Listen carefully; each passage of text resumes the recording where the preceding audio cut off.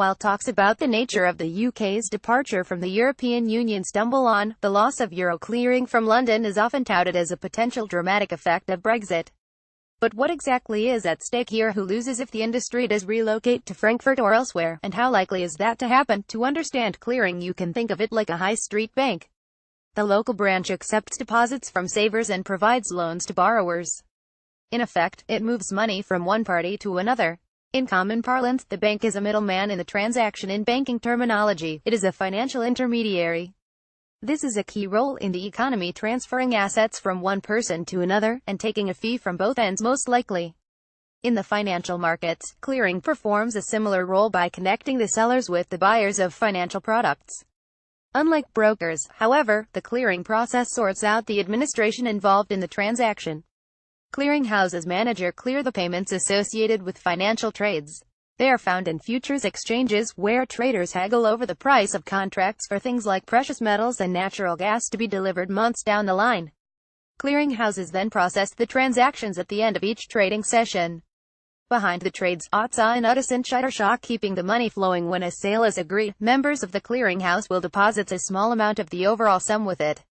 This is known as a margin and represents a promise to pay the remainder at a later date. This means that clearing houses effectively act as buyers and sellers on behalf of institutions such as investment banks. They earn fees by managing the risks of a default that come with each transaction. You can think of it a bit like the high street bank again. You don't handle or even notice the transfer of money from your savings account to a mortgage borrower, but you do recoup some of the fee in the form of interest, and you are protected from the borrower failing to pay the money back. Euro clearing specifically refers to the settlement of trades in financial products which are based on the prices of bonds, currencies or interest rates which are denominated in euros. The City of London is a world leader in euro clearing, settling foreign exchange details worth around €1 trillion every day. New York, by comparison, accounts for about €400 billion.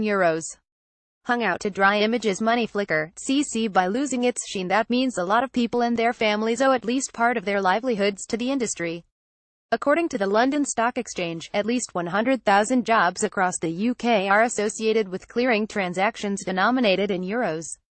The industry employs managers, compliance experts, middle office analysts and back office support teams throughout the country.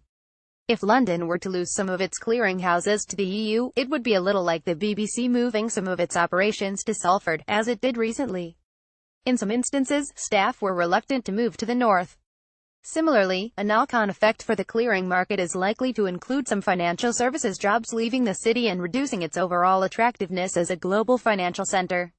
Others may well be reluctant to make the move. Ultimately, it depends on how finance houses view Brexit. There is an argument to suggest they should consider a move to the EU anyway. If the industry were to shift away from London, around £80 billion worth of revenue for the city would be at stake. Do all roads lead to Germany? 7 Map 7 Shutterstock. That helps us to understand why there is so much hand-wringing about the potential shift of euro clearing activities from London to Frankfurt as a consequence of Brexit. The EU believes that relocating euro clearing to the Eurozone would allow for greater regulatory oversight, systemic risk management and thus financial stability. It seems the European Securities and Markets Authority (ESMA), which oversees clearing houses, will play an important role.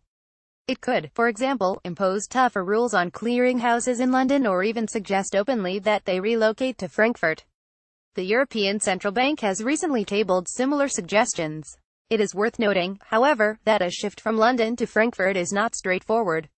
It can be argued that no single EU city currently has the capacity to absorb the volume of clearing that London undertakes each day. This may actually increase the risk of financial instability by fragmenting the industry, leaving some firms to operate in the city whilst others relocate to Frankfurt or elsewhere.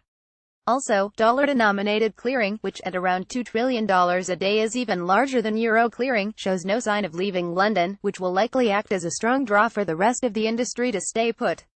Whatever the push and pull factors, the finer details and even the broad brush parameters of Brexit are still to be hammered out. Don't be surprised, then, if euro clearing, and the wealth and jobs it represents, become pawns in a bigger game.